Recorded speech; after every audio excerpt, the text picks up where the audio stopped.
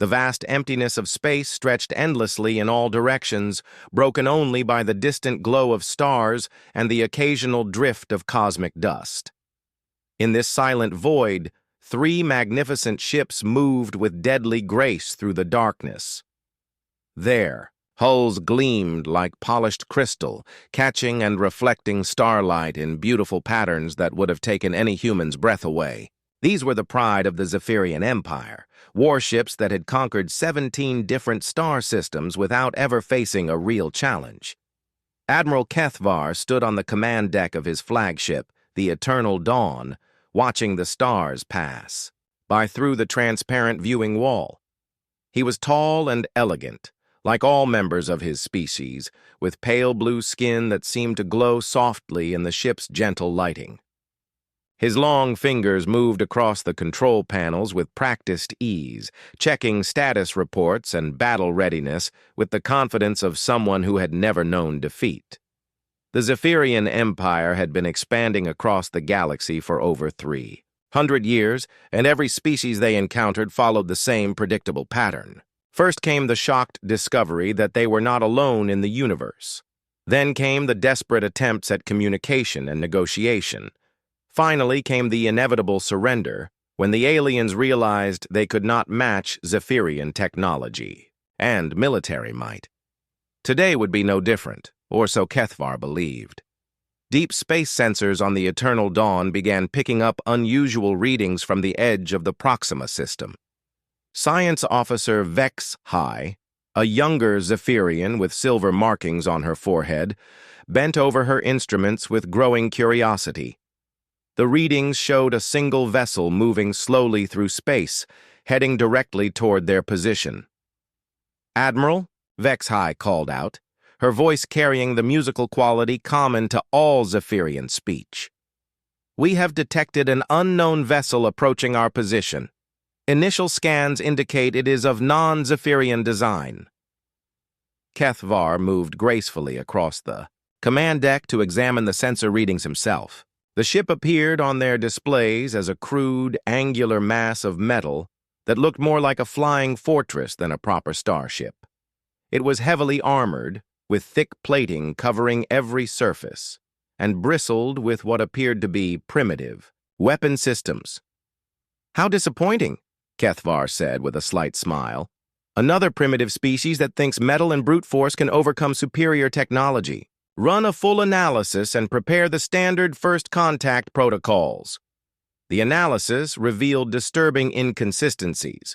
The ship was much larger than Zephyrian vessels of similar class, yet it appeared to move with surprising speed despite its bulky appearance. Its weapons were clearly kinetic-based, rather than energy weapons, which seemed incredibly backward to the Zephyrians who had abandoned such crude technology centuries ago. Meanwhile, aboard the approaching vessel, Captain Jake Morrison stood quietly on his own command bridge, studying the alien ships through his view screen. Morrison was a career military officer who had worked his way up through the ranks of Earth's newly formed Space Navy. He was stocky and practical-looking, with graying hair and the kind of steady eyes that came from years of making life and death decisions under pressure.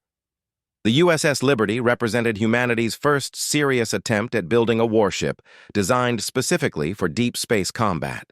Unlike the sleek alien vessels they were approaching, the Liberty had been built according to human military philosophy, which could be summarized as, if it works, make it bigger, stronger, and give it backups for the backups. "Sir, we're receiving a transmission," reported Communications Officer Lisa Grant from her position at the communications console. Grant was young and eager, fresh out of the Space Academy, but she had already proven herself capable under pressure during their journey. To this system, Morrison nodded calmly. "Put it through, Grant. Let's hear what they have to say." The main view screen flickered and then showed the image of Admiral Kethvar standing on his crystal bridge. The alien admiral spoke in accented but clear English, which impressed Morrison.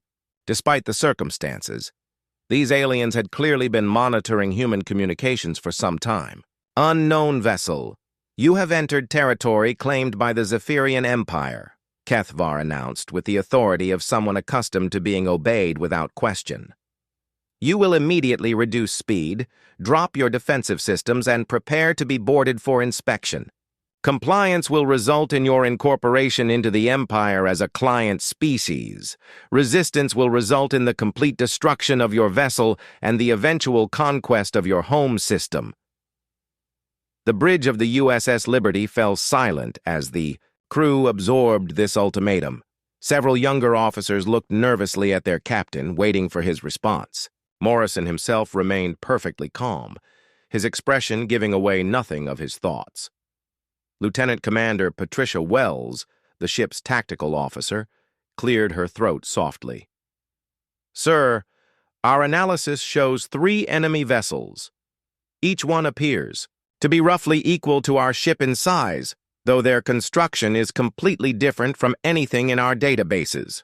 Morrison nodded slowly, still studying the alien admiral on the screen. What's your assessment of their weapons, Wells? Energy-based, sir. Probably some form of plasma or particle beam technology. Definitely more advanced than anything we currently possess. However, their ships appear to be built for speed and maneuverability rather than heavy combat. The captain considered this information, while the alien admiral waited for his response. Around him, his crew went about their duties with the quiet efficiency that marked a well-trained military unit. These men and women had volunteered for what everyone knew was essentially a suicide mission. First contact with an unknown alien species that had already demonstrated hostile intentions toward Earth's outer colonies. Finally, Morrison stepped forward and activated the communications system. Admiral Kethvar, I am Captain Jake Morrison of the United Earth Space Navy vessel USS Liberty. I have received your ultimatum and given it careful consideration. On the alien ship, Kethvar waited, with the patience of someone who had delivered such ultimatums many times before. The response was always the same. Initial defiance, followed by rapid capitulation once the aliens realized the hopelessness of their situation. Morrison's voice came through clearly, calm and professional. After careful consideration, I must respectfully decline your generous offer.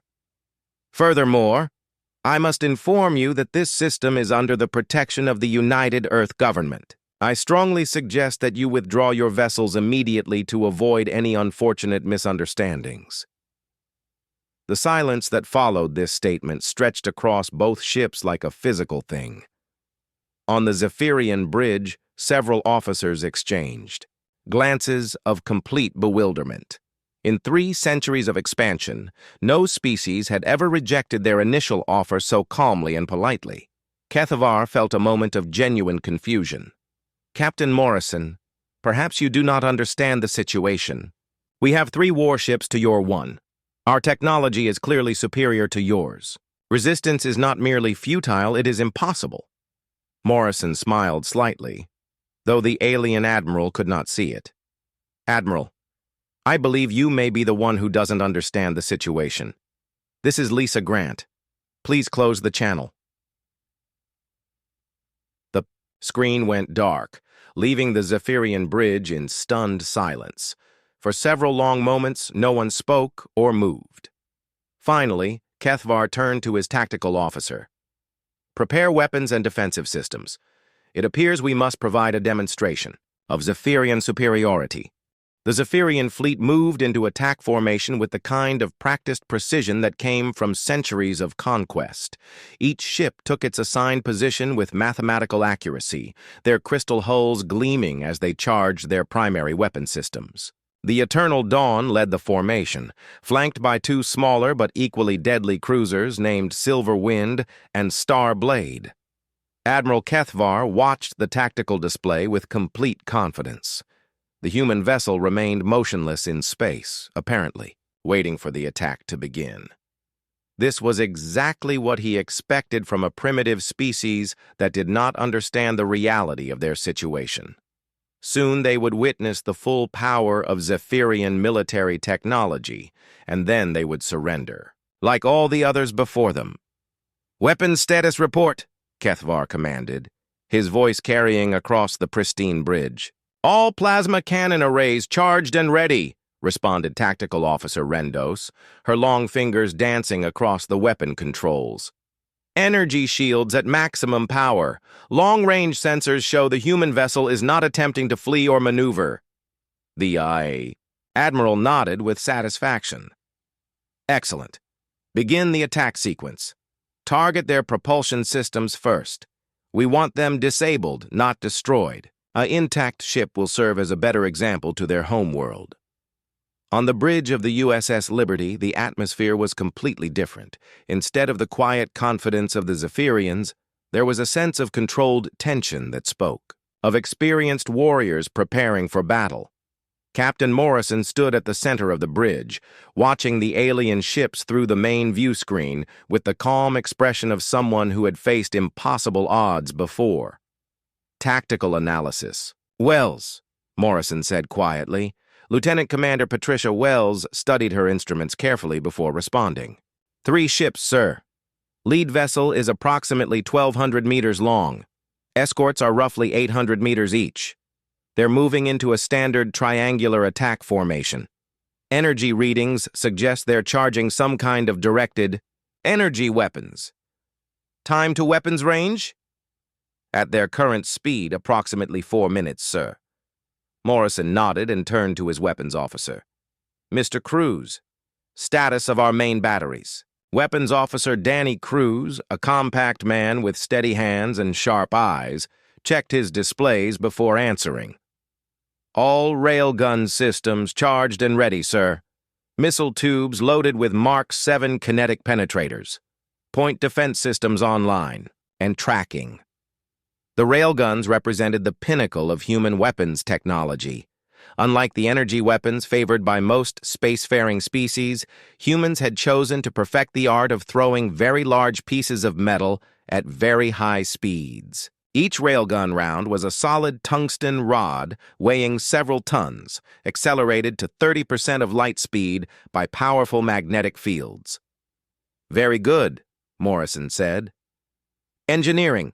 How are our systems?" Chief Engineer Ben Parker's voice came through the communications system from deep within the ship. "All systems green, Captain. Fusion reactors running at optimal efficiency. Armor integrity at 100%. We're ready for whatever they can throw at us." The human approach to starship design was fundamentally different from what most aliens expected. Where other species built elegant vessels optimized for specific functions, humans built ships that could take enormous amounts of damage and keep fighting. The Liberty's hull was made of layered composite armor designed to absorb and distribute kinetic energy. Every critical system had multiple backups, and every backup had manual override capabilities. As the range closed between the two fleets, both sides prepared for battle in their own unique ways. The Zephyrians ran final diagnostics on their quantum computers, ensuring that their targeting systems would achieve perfect accuracy. The humans checked their equipment manually, trusting their own eyes and hands more than any computer. 3 minutes to enemy weapons range, Wells reported. Morrison made his decision. "All ahead full. Take us directly toward their lead ship." The bridge crew executed the order without hesitation, though several officers looked surprised by the captains. Tactics. Instead of trying to maintain distance and use their weapons' range advantage, Morrison was ordering them to charge straight into the teeth of the enemy formation. On the Zephyrian flagship, Science Officer Vexahai watched her instruments with growing confusion. "Admiral, the human vessel is accelerating directly toward us. This makes no tactical sense whatsoever." Kethvar frowned as he studied the tactical display. The human ship was indeed moving straight toward them at increasing speed, apparently intent on closing the distance as quickly as possible. "Perhaps their weapons have shorter range than ours. They are attempting to minimize our advantage. Sir, at their current acceleration, they will be in weapons range in 90 seconds. The Admiral smiled coldly. "Then we shall give them a proper demonstration of Zephyrian firepower. All ships, prepare to fire on my command." The Eternal Dawn's main plasma cannons reached full charge, their energy signatures glowing bright blue on the tactical displays. The weapon systems were works of art as much as instruments of war, capable of delivering precisely controlled bursts of superheated plasma across vast distances with perfect accuracy. 60 seconds to optimal firing range, Rendos announced. Morrison watched the countdown on his own tactical display with perfect calm. Around him, his crew prepared for what would either be a glorious victory or a spectacular death. The Liberty continued its headlong charge toward the enemy fleet, her engines pushing the massive ship to speeds that made the hull groan under the stress. 30 seconds, sir, Wells reported. Mr. Cruz, you may fire when ready, Morrison said quietly.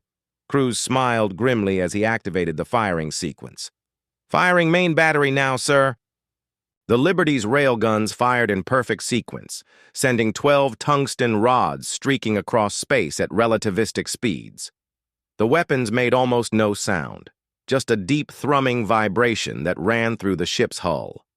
There was no visible beam or energy signature, just the sudden electromagnetic pulse of the magnetic accelerators. On the Zephyrian ships, the incoming rounds were invisible until they were almost on target. The Eternal Dawn's sensors detected the projectiles only seconds before impact, too late for evasive action or proper defensive measures. Incoming projectiles, Vex High shouted in alarm. Impact in 3 seconds. The first railgun round struck. The Eternal Dawn's forward shields at 30% of light speed. The energy shields, designed to deflect plasma and particle beams, offered almost no resistance to solid matter moving at such tremendous velocity. The tungsten rod punched through the shields like they weren't there and slammed into the ship's crystal hull with devastating effect.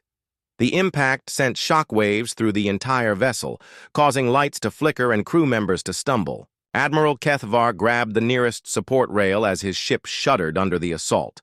More rounds followed in rapid succession, each one finding its target with mechanical precision. "Damage report," Kethvar demanded, his voice tight with shock and disbelief. "Forward shields down 40%, Rendos reported, her usual calm shattered by what she had just witnessed. "Hull breaches on decks 7 through 12. We have casualties in the forward sections." The Admiral stared at the tactical display in complete bewilderment. The human weapons were primitive kinetic projectiles, the kind of crude technology that the Zephyrians had abandoned centuries ago. Yet somehow, these simple metal rods had penetrated their advanced defenses and caused serious damage to his flagship. "How is this possible?" he whispered, more to himself than to his crew. The answer came in the form of a second salvo from the Liberty's railguns, followed immediately by a spread of kinetic missiles that streaked across space like angry meteors seeking their prey. The second wave of railgun rounds struck the Zephyrian fleet with even greater accuracy than the first. Admiral Kethvar watched in growing horror as his beautiful ships suffered damage that should have been impossible. The Silver Wind, one of his escort cruisers, took 3 direct hits to its port side and began venting atmosphere through multiple hull breaches. Emergency lights flickered across its crystal hull as damage control teams rushed to contain the destruction. "Return fire," Kethvar commanded, his voice cracking slightly with stress. "All ships, concentrate fire on the human vessel." The Zephyrian plasma cannons discharged in unison, sending brilliant streams of superheated energy across the void toward the USS Liberty. The beams were beautiful to watch, like liquid starlight flowing through space, but their beauty masked deadly intent. Each plasma bolt carried enough energy to vaporize a small asteroid. Captain Morrison watched the incoming fire with professional interest. "All hands, brace for impact. Damage control teams, stand ready." The plasma beams struck the Liberty's armored hull with tremendous force, sending waves of heat and energy across the ship's surface.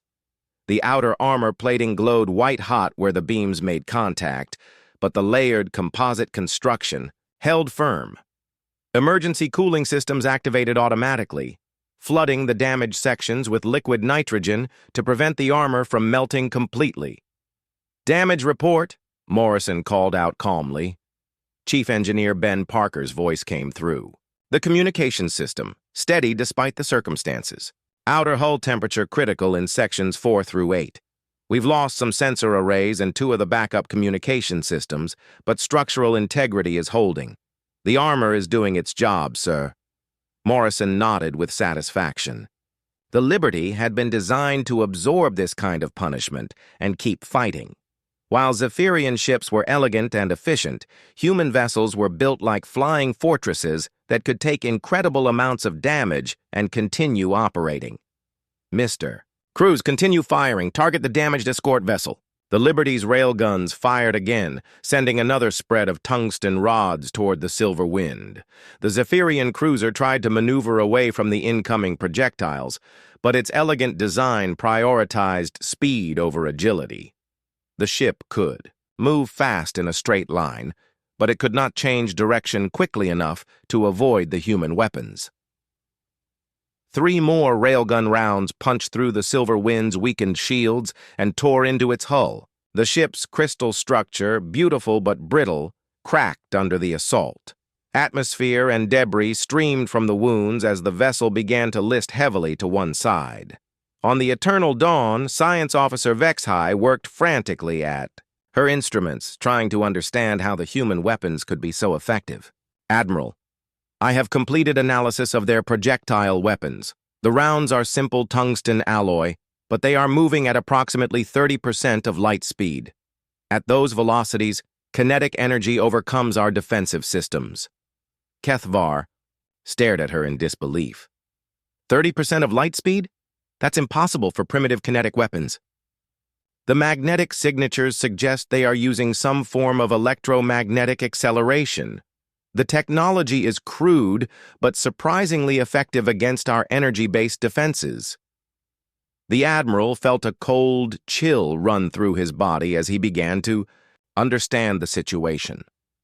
The Zephyrian Empire had spent centuries perfecting energy weapons and energy defenses, assuming that all advanced civilizations would follow the same technological path. But the humans had chosen a different route, perfecting the ancient art of throwing objects at high speed. "Sir, the Liberty is launching smaller craft," reported Tactical Officer Rendos, her voice tight with new concern. From the human warship's launch bays came a swarm of small vessels that looked nothing like the elegant fighters used by most spacefaring species. These craft were squat and heavily armored, bristling with weapons and moving in erratic patterns that defied all conventional fighter tactics. Lieutenant Commander Patricia Wells led the fighter squadron in her F-47 Thunderbolt, a ship that looked more like a flying tank than a space fighter. The Thunderbolt's design philosophy was simple: carry as many weapons as possible while protecting the pilot with enough armor to survive almost anything. "Angry Angels, this is Angel Lead," Wells transmitted to her squadron. "Primary targets are the escort vessels. Remember, these aliens have never faced human fighters before. Let's show them what we can do." The 12 fighters of the Angry Angels squadron spread out in a loose formation that would have horrified any military academy instructor. Instead of maintaining precise distances and coordinated movements, each pilot flew according to their own judgment and experience. To alien observers, it looked like complete chaos. The Zephyrian point defense systems, designed to track and destroy incoming missiles and energy projectiles, struggled to acquire locks on the human fighters. The ships moved unpredictably, changing course and speed without apparent pattern. Their pilots seemed to fly by instinct rather than following any systematic approach. "Unable to achieve weapon lock," reported the Starblade's gunnery officer. "The small craft are not following standard attack vectors." Fighter pilot Lieutenant Kevin Hayes rolled his Thunderbolt into a steep dive toward the Starblade's weapon arrays. His ship's armor sparked as enemy point defense fire grazed his hull, but the thick plating absorbed the hits without serious damage. At the last possible moment, He pulled up and released a spread of armor-piercing missiles directly into the alien ship's main gun turret. The missiles, each one carrying a tungsten penetrator core, punched through the Starblade's defensive systems and exploded inside the weapon array. Secondary explosions rippled across the cruiser's hull as ammunition stores detonated. Meanwhile, Lieutenant Amy Foster approached the damaged Silver Wind from an unexpected angle, using the ship's own debris, field as cover. Her Thunderbolt emerged from the floating wreckage like a predator striking from ambush, its main cannon firing a continuous stream of depleted uranium rounds into the alien vessel's exposed sections. The Zephyrian crews found themselves fighting an enemy that ignored every rule of civilized warfare. The humans didn't maintain formation, they didn't follow predictable attack patterns, and they didn't seem to care about taking damage as long as they could inflict damage in return. Admiral Kethavar watched his fleet disintegrate under the chaotic assault. The Silver Wind was drifting powerless, its beautiful hull cracked and bleeding atmosphere. The Starblade had lost most of its primary weapons and was struggling to maintain control. Even his own flagship was suffering serious damage from the relentless railgun bombardment. "This is impossible," he whispered, staring at the tactical display. "How can such primitive weapons and crude tactics be defeating our superior technology?" Science Officer Vexhai looked up from her instruments with an expression of dawning comprehension. "Sir, I believe we have made a fundamental error in our assumptions about this species." "What do you mean?" "We assumed they would fight like civilized beings, following logical tactics and using refined technology. But they appear to fight like—" She paused, searching for the right word. "Like wild animals. Unpredictable, aggressive, and completely without regard for conventional military doctrine." As if to prove her point, Captain Morrison's voice came through the communication system, calm and professional despite the raging battle around his ship. "Admiral Kethvar, this is your final warning. Withdraw your forces immediately, or we will be forced to destroy your remaining vessels." The silence that followed this transmission was broken only by the sound of alarms and damage reports echoing across the Zephyrian bridges. For the first time in 3 centuries of conquest, the Eternal Dawn's crew found themselves facing an enemy that not only refused to surrender, but seemed capable of actually winning the battle. The battle had been raging for over an hour, and Admiral Kethvar found himself in a situation he had never experienced before in his long military career. His fleet was losing against what should have been an inferior enemy using primitive technology and barbaric tactics. The Silver Wind was completely disabled and drifting helplessly through space, its crystal hull cracked open like a broken egg. The Starblade was barely operational, with most of its weapons destroyed and its engines flickering on and off as damage control teams struggled to keep basic systems running. Even his own flagship, the mighty Eternal Dawn, was showing serious signs of damage. Scorch marks from plasma impacts covered the human ship's hull, but the Liberty continued to fight with mechanical determination. Every time the Zephyrians thought they had inflicted serious damage, the human vessel would compensate, with backup systems and alternative methods that seemed to come from nowhere. "Sir, their main computer core has been damaged by our last attack," reported Science Officer Vexhai with a note of hope in her voice. "Surely now they will be forced to surrender." Kethvar nodded grimly. Without computer guidance, no modern starship could function effectively in combat. The loss of the main computer should have ended the battle immediately. Yet even as he watched, the Liberty continued to fire with deadly accuracy, its weapons tracking and engaging Zephyrian targets as if nothing had happened. On the Liberty's bridge, the situation was indeed serious, but far from hopeless. The main computer core had suffered a cascade failure when a plasma beam penetrated the outer hull and damaged the primary processing center. Sparks flew from control panels as backup systems struggled to compensate for the loss. "Computer core is completely offline," reported Chief Computer Specialist Amy Foster, her hands flying over manual control switches. "I'm switching all navigation and targeting to manual calculation mode." Captain Morrison watched his crew adapt to the crisis with quiet pride. While other species might have panicked at the loss of their main computer, his people simply shifted to manual backup procedures that they had drilled countless times during training. Within minutes, human mathematicians were working with slide rules and pocket calculators to provide firing solutions for the railgun batteries. "Manual firing solution ready, sir," called out Weapons Officer Danny Cruz from his station. "Target is the enemy flagship, range 47,000 kilometers, bearing 270 Mark 6. "Fire when ready, Mr. Cruz." The railguns discharged, again sending their deadly cargo across space with the same precision as before. The tungsten rods struck the Eternal Dawn's shields and punched through them as if they were made of paper, causing new damage to the alien flagship's hull. Admiral Kethvar stared at his tactical display in complete bewilderment. "How are they still firing accurately without computer assistance?" Vexhai checked her instruments again, her confusion growing by the moment. "Sir, spectral analysis indicates they are using some form of manual calculation method. There are multiple humans performing mathematical computations using primitive mechanical devices." The Admiral felt his understanding of the universe shift slightly. The concept of manually calculating firing solutions in the middle of space. Combat was so foreign to Zephyrian thinking that it took him several moments to process what he was hearing. Every civilized species relied on computers for such complex tasks. The idea of using organic brains and simple tools was both primitive and terrifying in its implications.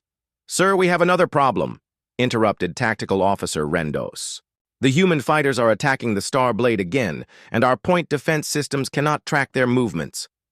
Through the view screen, Kethvar could see the human fighters swarming around his remaining escort like angry insects. The pilots seemed to ignore every rule of proper fighter combat, attacking from impossible angles and using tactics that made no logical sense. Lieutenant Commander Patricia Wells led her squadron in what could only be described as organized chaos, each pilot following their own instincts while somehow coordinating with their teammates. Fighter pilot Lieutenant Kevin Hayes rolled his Thunderbolt underneath the Starblade's hull, flying so close to the alien ship that his wingtips almost scraped the crystal surface. This kind of reckless flying should have resulted in immediate collision, but Hayes had grown up racing aircraft through narrow canyons on Earth, and flying close to large objects felt natural to him. As he pulled up from his dangerous approach, Hayes released a full spread of armor-piercing missiles directly into the Starblade's engine compartment. The missiles punched through the ship's weakened defenses and exploded deep inside the propulsion system, causing a chain reaction that left the cruiser completely powerless. Meanwhile, the Liberty herself continued to absorb tremendous punishment from the Eternal Dawn's weapons while dealing out even more damage in return. Chief Engineer Ben Parker moved through the ship's damaged sections like a man possessed, organizing repair teams and jury-rigging solutions to problems that should have been impossible to fix during combat. "Captain, we've lost primary life support in sections 9 through 14, Parker reported over the communication system. "But I've managed to reroute backup air supplies through the secondary ventilation system. We can keep fighting." This was exactly what Admiral Kethvar could not understand about the human ship. Every time his weapons damaged a critical system, the humans would find some alternative way to keep that system running. When their main computer failed, they switched to manual calculations. When their primary life support was damaged, they used backup systems. When their backup systems failed, they improvised new solutions using spare parts and creative thinking. The Zephyrian approach to starship design emphasized efficiency and specialization. Each system had a specific purpose and was optimized for that purpose alone. When a system failed, the ship's combat effectiveness was reduced accordingly. But the human ship seemed to have been designed by people who expected everything to break at the worst possible moment and had prepared for every conceivable failure. "Sir, damage to our own systems is becoming critical," Rendos reported with barely controlled panic in her voice. "We have lost 60% of our weapon systems and our shields are down to 20% efficiency." Kethavar looked around his bridge and saw the same expression of shock and disbelief on every face. These were officers who had participated in dozens of successful conquests, veterans of campaigns across multiple star systems. None of them had ever imagined that they could be defeated by a single ship using primitive weapons and barbaric tactics. Through the communication system, Captain Morrison's voice came through with the same calm professionalism he had shown throughout the entire battle. "Admiral Kethavar, I am prepared to accept your surrender at any time. Your ships are badly damaged and your crews are in danger. There is no shame in recognizing when you are beaten." The words hit the Zephyrian admiral like physical blows. The human captain was offering to accept his surrender, as if the outcome of the battle was already decided. Even worse, Kethavar was beginning to realize that Morrison might be right. The Eternal Dawn was barely holding together, and his escort ships were either destroyed or completely disabled. For the first time in his military career, Admiral Kethavar found himself seriously considering surrender to an enemy that should have been easily defeated. The silence that followed Captain Morrison's offer of surrender stretched across the void like a living thing. On the bridge of the Eternal Dawn, Admiral Kethavar stood frozen in complete disbelief, staring at the tactical display that showed the devastating reality of his situation. His beautiful fleet, which had conquered 17 star systems without serious opposition, lay broken and helpless before a single human warship. The Silver Wind drifted dead in space, its crystal hull cracked and bleeding atmosphere into the void. The Starblade hung powerless beside it, its engines cold and most of its weapons destroyed by the relentless human fighter attacks. Even his own flagship was barely holding together, with critical systems failing throughout the ship in emergency, lighting casting eerie shadows across the command deck.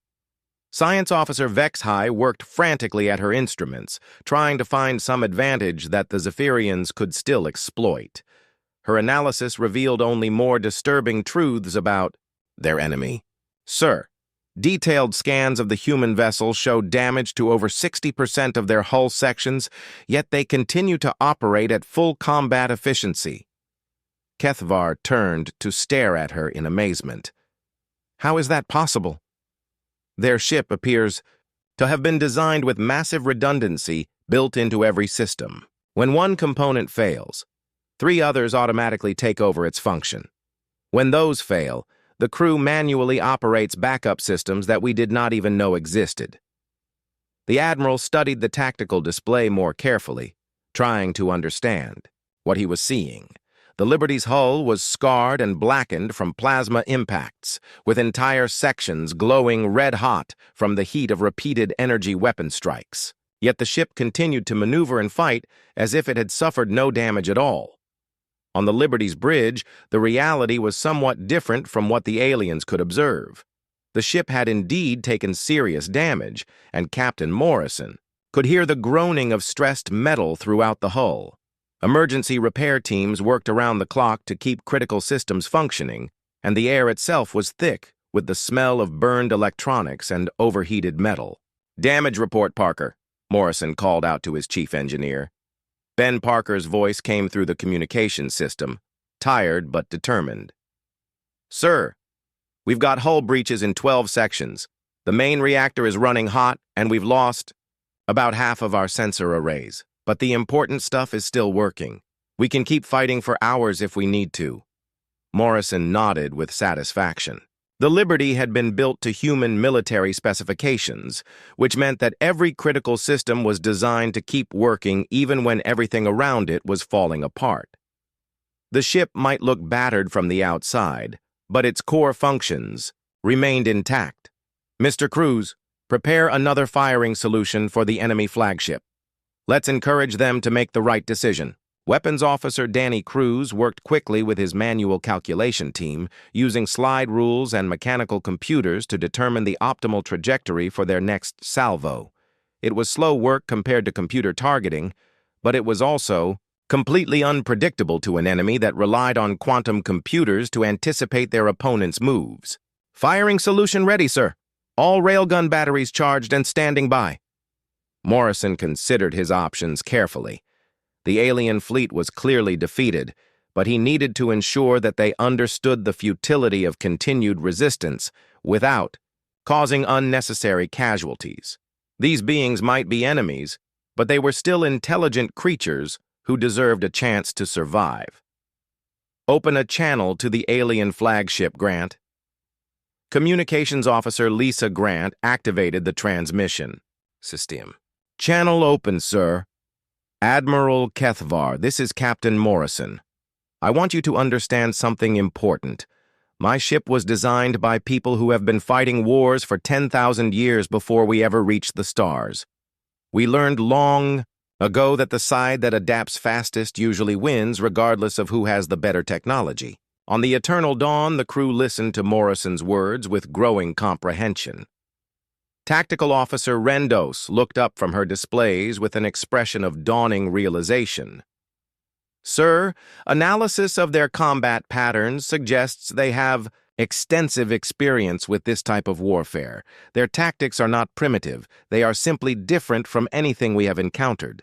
Kethavar felt the last of his confidence drain away as he began to understand the magnitude of his mistake. The Zephyrian Empire had spent centuries conquering species that were either too primitive to resist effectively or too civilized to fight, with maximum brutality. But humanity represented something completely different, a species that had perfected the art of warfare through countless conflicts before ever leaving their home planet. Morrison's voice continued, calm and professional, despite the chaos of battle surrounding his ship. "Your vessels are beautiful, Admiral, and your technology is impressive. But you made one critical error. You assumed that all intelligent species would develop along the same path as yours. You built ships for efficiency and elegance. We built ours for survival and adaptation." The human captain paused for a moment, letting his words sink in before continuing. "I am offering you one final opportunity to withdraw from this system with your remaining ships and crews. This offer will not be repeated." Admiral Kethvar looked around his damaged bridge at the faces of his officers. These were beings who had served with distinction in dozens of successful campaigns, yet now they looked to him with expressions of uncertainty and fear. For the first time in Zephyrian military history, they were facing an enemy that seemed capable of actually defeating them. Science Officer Vexhai spoke quietly, her voice barely audible above the sound of alarms and damage reports. "Sir, continuing, this battle will result in the complete destruction of our fleet. The humans have demonstrated superior tactics, superior adaptability, and superior resilience. We cannot win." The words hung in the air like a physical presence. Never before had a Zephyrian officer been forced to admit defeat to a supposedly primitive species, yet the evidence was undeniable. The human ship, despite suffering massive damage, continued to fight with undiminished effectiveness, while the once mighty Zephyrian fleet lay broken and helpless. Kethvar closed his eyes for a long moment, trying to process the reality of his situation. When he opened them again, his expression had changed from arrogant confidence to grudging respect. "Captain Morrison, the Zephyrian Empire accepts your terms. We will withdraw from this system immediately." The admission of defeat came out as barely more than a whisper, but it carried across both ships with the weight of historical significance. For the first time in over 3 centuries, the Zephyrian Empire had been forced to retreat from a battle. Morrison's response was immediate and gracious. "Thank you, Admiral. You fought with honor, and your crews showed great courage. Safe travels." As the surviving Zephyrian ships began to withdraw from the battle area, their quantum drives spinning up for the long journey home, Admiral Kethvar began composing his report to High Command. How could he possibly explain that a single human warship had defeated 3 Zephyrian cruisers using primitive weapons and barbaric tactics? The answer, he realized, was that the human weapons and tactics were not primitive at all. They were simply different, evolved along a completely separate path that prioritized adaptability over efficiency, survival over elegance, and practical effectiveness over technological sophistication. As the Eternal Dawn limped away from the Proxima system, Kethvar found himself speechless at the implications of what had just occurred. The galaxy had a new player, one that followed none of the established rules and could not be defeated by conventional methods. Humanity had announced its presence to the universe in the most dramatic way possible, and nothing would ever be the same again.